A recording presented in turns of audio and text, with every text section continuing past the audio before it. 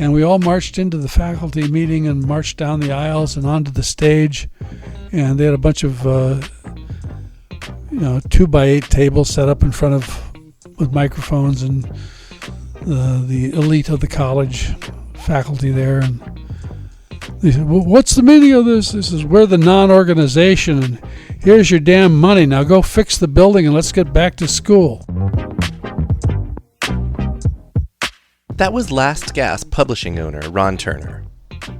I'm Jeff, and this is Storied San Francisco. Just a quick note. This project means the world to us, and it's really important that we keep it free to consume. To that end, you can pledge support for Storied SF on 3 different levels: gold, silver, or bronze. Please go to our website, storiedsf.com, for more details and to show your support for what we do. Every week on this podcast, you'll hear from small business owners, artists, and San Franciscans from all walks of life, telling stories, sharing personal histories, and trying to put into words what makes this city so special. Welcome to episode 28, part 1. In this podcast, Ron talks about growing up in the Central Valley, giving us some clues to how his childhood informed his life in the Bay Area over the last 5 decades. Here's Ron. I moved here in fall of 1967, and I moved here because I was at Fresno State, and I was in grad school there, and I gotten my head in over the water line, or under the water line, in political activity, and it was just getting to be too. I really wanted to be. I was already almost the first person in our families to ever get a college degree, and I wanted to get at least a master's degree. I'd had some pretty good life experience already. I'd been one of the first Peace Corps volunteers back in 62 to 64. Came back to Fresno State after that and had to retake all my core courses and go from being a C student to an A student. And things were going okay, but then I just got too involved with so many different aspects. I was part of a group putting out an underground newspaper. I exposed corruption at the Peace Corps training site that I was hired by Washington to work at, and was part of an anti-war group. It was, when you did simple things like just stood in a peace vigil, you got spit on. It was like it was a rough time for presenting ideas outside the norm, and the norm in the San Joaquin Valley was pretty conservative. So it was time for me to get out, and I'd done an expose of the district attorney in Fresno, flagrante delicto, caught in the act. And it was just really a cheap, we mimeographed it and stapled it, and probably had 3 places we sold it. It was a very narrow band that the radicals operated on in those days. There weren't too many of us. What about your life before that, growing up, as you said, in the very conservative San Joaquin Valley? How do you think you got steered in a different direction? What kind of kid were you? I was a big fat kid, and now I'm a big fat adult.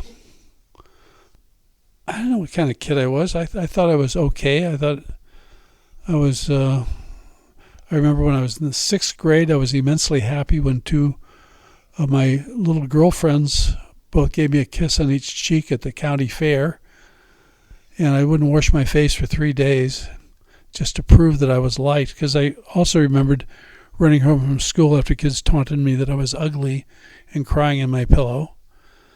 But as I grew up, I got to be bigger and bigger, and I stopped growing when I was 14. So that also meant earlier puberty. And my folks were very loving and very kind, and one great thing was they never uttered that I can remember any racist comment ever in our house, unlike every other house that we were lived around. And they didn't seem to be bothered by anybody else's ethnicity at all. So I think that had a good effect on me. Like maybe you kind of innately or organically felt a little out of place. Oh, yeah. Yeah. But I think also we had, my dad had a variety of different things that he did. And one thing was that we had motion picture theaters, and this was before television. And we'd be in small towns and for a year or two and then go bankrupt and have to move on to another small town and find another theater. And so we were always moving around and setting up base or whatever for a couple of years. And one town, especially, Fireball, was very important to me. And we pronounce it like it's B-A-L-L, but it's really B-A-U-G-H. Some guy had made a toll road and a bridge out on the west side of the San Joaquin Valley in Fresno County. And it just sort of like, as the occasional turnip falls off the fruit wagon, different things tend to end up growing there. And some of my best friends that I've known forever, one friend, Gene Salazar, he's still my buddy. He's a retired dean at UC San Francisco, and so he was, many other people escaped these things. His niece is Tracy Desjardins, who just had her Jardiniere restaurant, is just closing after 20 years. She's very successful. Tracy's mom was Gene's sister, and I used to go to the Salazars. They'd always feed me because my folks were always at the theater working or whatever, and I was a mooch. The kids, and Gene and I were the only kids in Fireball that knew how to use tennis rackets. Maybe let's talk about you're at Fresno State 67, and you're over the place. Well, yeah, I'd already a friend of mine, Mike Sullivan, had gone up to San Francisco State. He'd gotten into this Llama program, Liberal of Arts, Master of Arts, in the Psych department.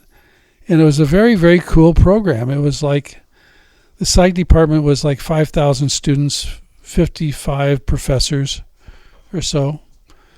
And they had this one special program that led to a master's and then went on to almost everybody that went through there got a PhD. And they only took 12 students every year, 1,200 applied. They took 12. And once you got there, you got to write up your own course structure. And you never had more than 6 or 7 people in your seminars, and you had a thesis advisor, and you were off and running. And I didn't think I was ready for that, but I had gotten lucky and gotten the head of the history department, where I'd never taken a history course at Fresno State, but this guy liked me, and he wrote me a glowing letter. And the head of the psych department wrote me a letter. And several other people did, and I guess I passed muster. So I wanted to come up and check, so I came up with Mike to see what it was like up here, and we said, let's go over and meet. There's this guy over in Berkeley that's got a newspaper called the Berkeley Barb. It's going to be coming out.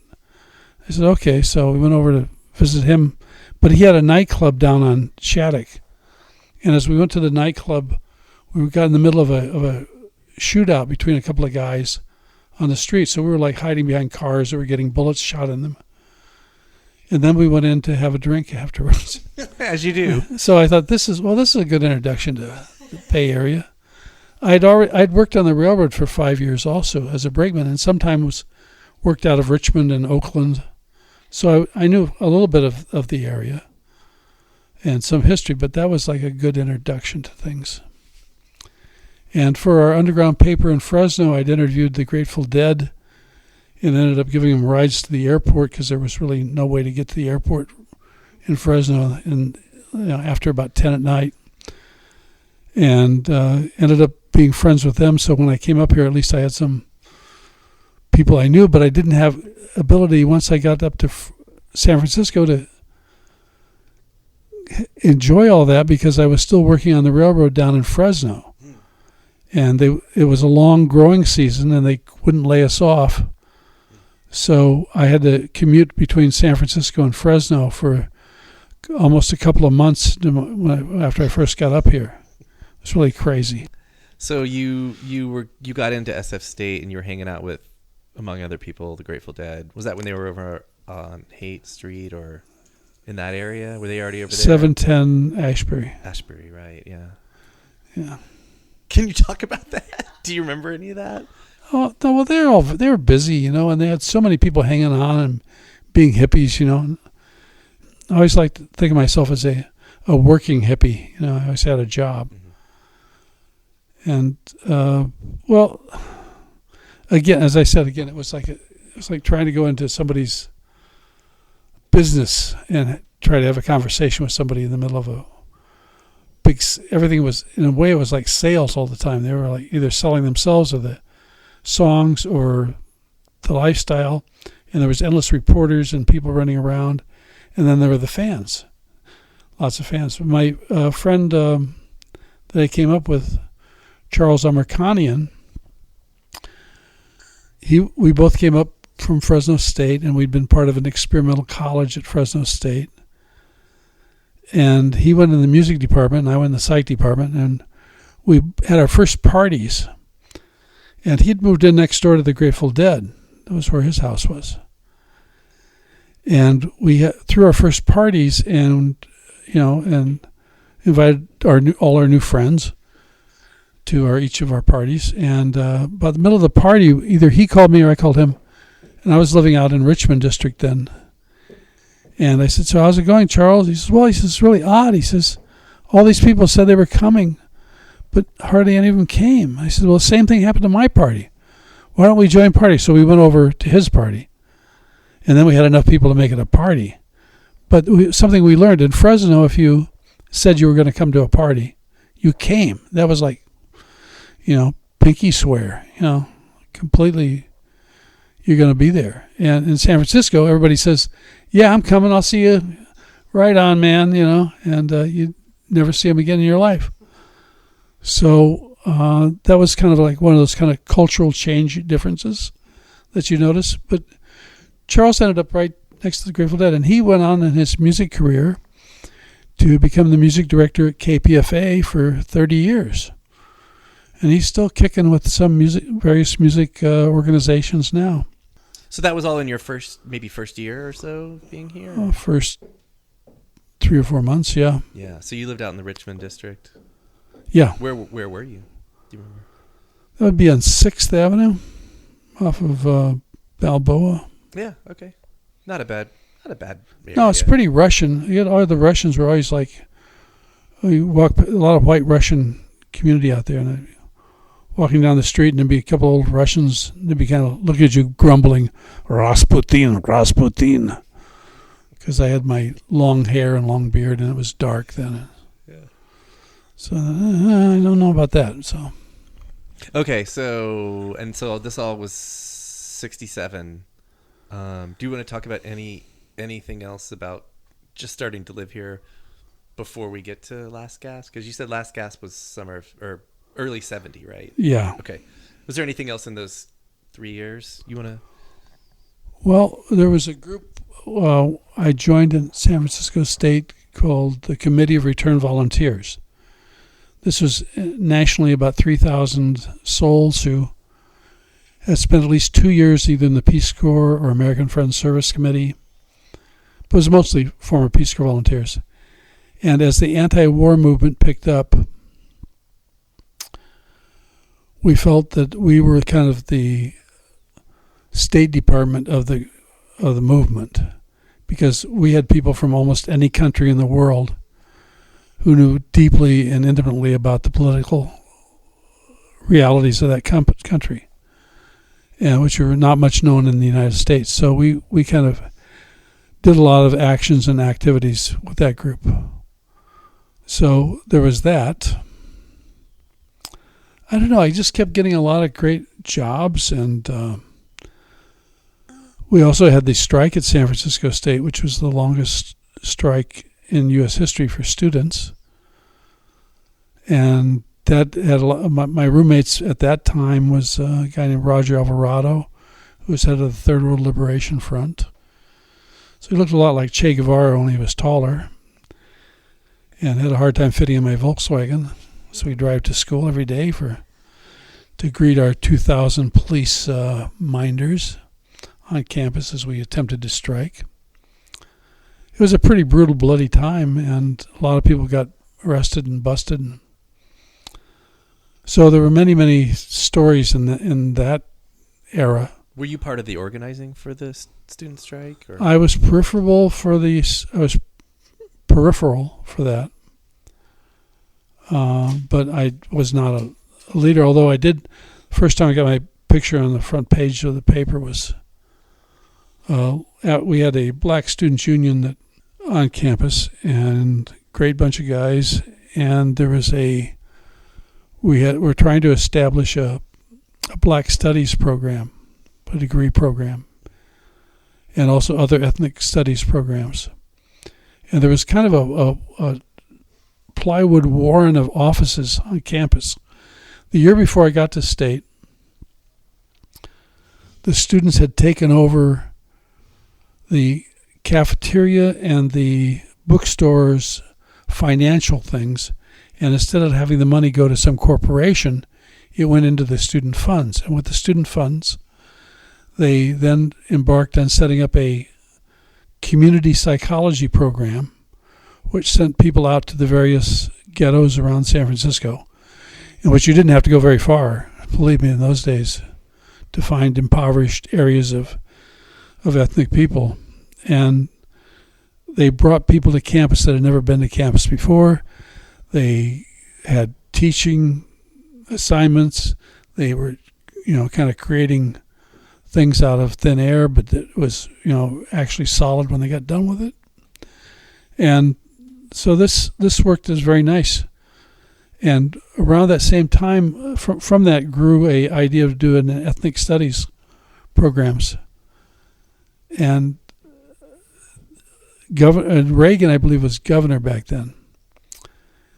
And things got really hot and heavy, and there were like all kinds of machinations, and they denied certain things, and the bookstore got raided and damaged, plate glass windows broken. So the state was in a fury because the state, to skimp on needed insurance, they decided not to pay it because it would have to be a catastrophic event to justify the premiums for insurance. So they had no insurance premiums for lots of damage. That's fine until some damage comes along. But they felt that they could pay that off easily enough from all the savings that they'd made by not paying these premiums. So when the bookstore's windows got broken and things, they yelled big damage, and who's going to pay for this? And you'd think that they would just say, okay, we're going to redo this and have a sit down talk with all the students and get this straightened out.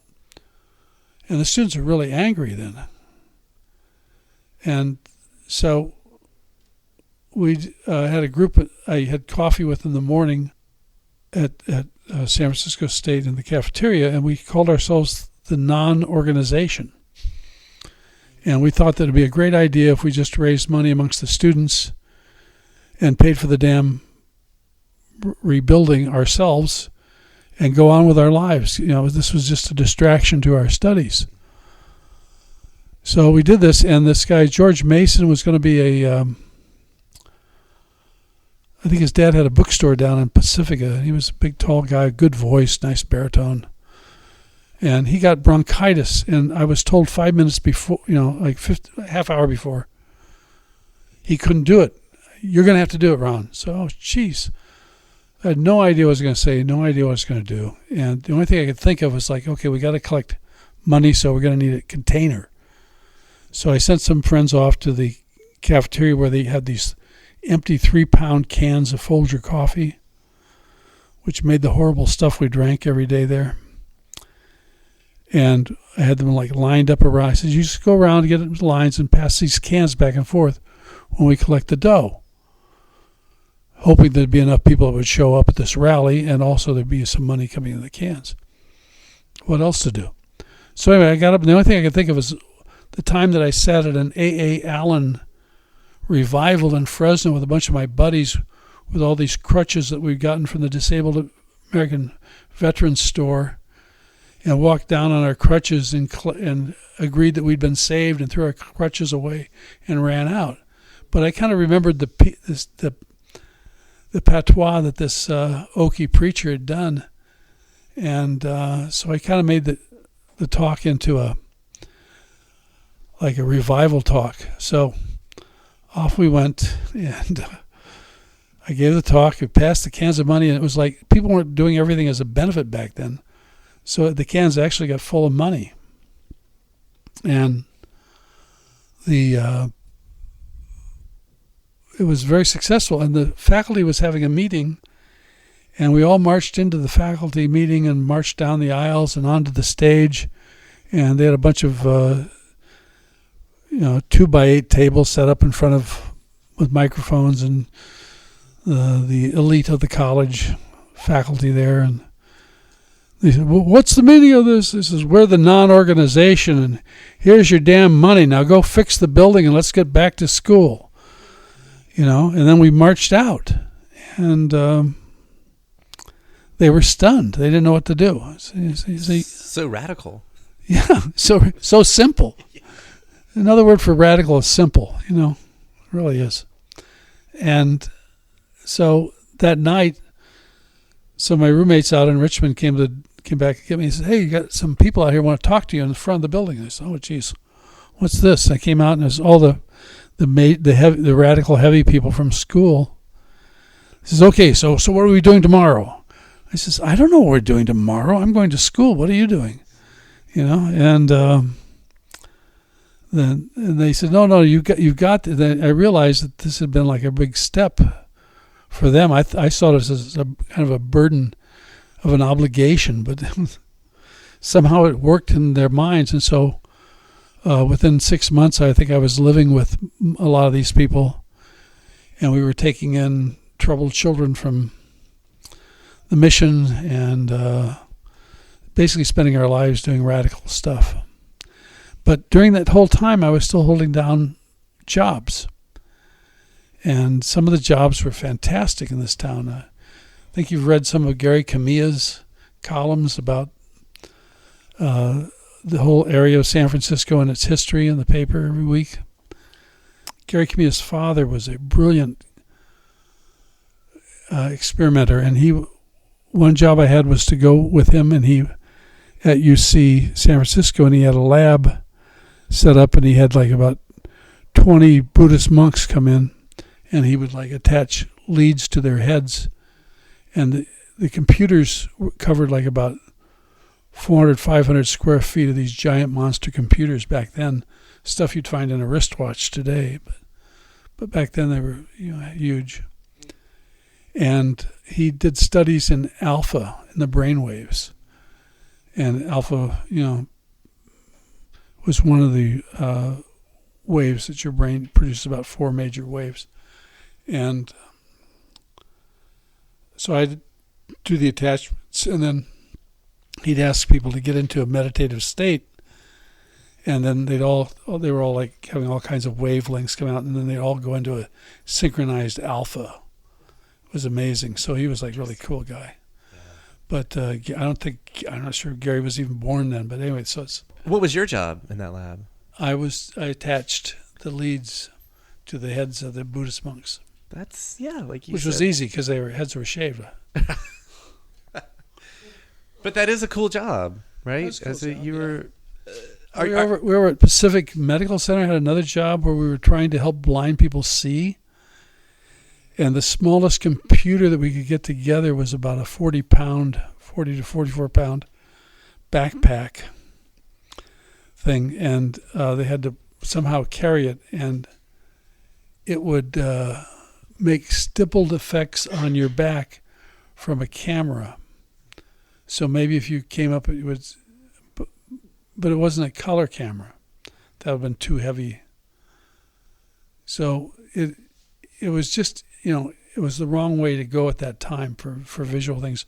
But they were like, we would have to draw things on people's foreheads, lowercase b, p, q, and d, and see if they could determine which way that letter was. And it's odd. You try that with people, and everybody comes up with a different way of seeing it. They either invert it or read it backwards or forwards, or read it from how they think you want it to be read. So it was very hard to have something that would spell things out to them in a stylus thing on their back. It was kind of crazy. So it didn't work, but it was, trying to do borderline stuff. It was very interesting. And then I got a job studying allergies and emotions at Kaiser Hospital. All sort of hospital-y medical. Well, those were the place that had the jobs for if you were being hired. They wrote grants and they had money coming in to pay for those things. And that's what happened was that my Kaiser job came at the end when Nixon cut off all the science funds to help pay for the war. That was Ron Turner. Join us Thursday when Ron will talk about launching Last Gasp Publishing in 1970 with a series of underground comics. Music for the podcast is by Otis McDonald. Film photography is by Michelle Kilfeather. You can follow us on Facebook, Twitter, and Instagram to learn about some of the stuff we do besides the podcast. All 70-plus episodes live on our website, storiedsf.com, which is also where you can now go to pledge your support for the show. If you're listening to us on Apple Podcasts, please rate and review the show for us. Send comments or suggestions to storiedsf@gmail.com. Thanks for listening.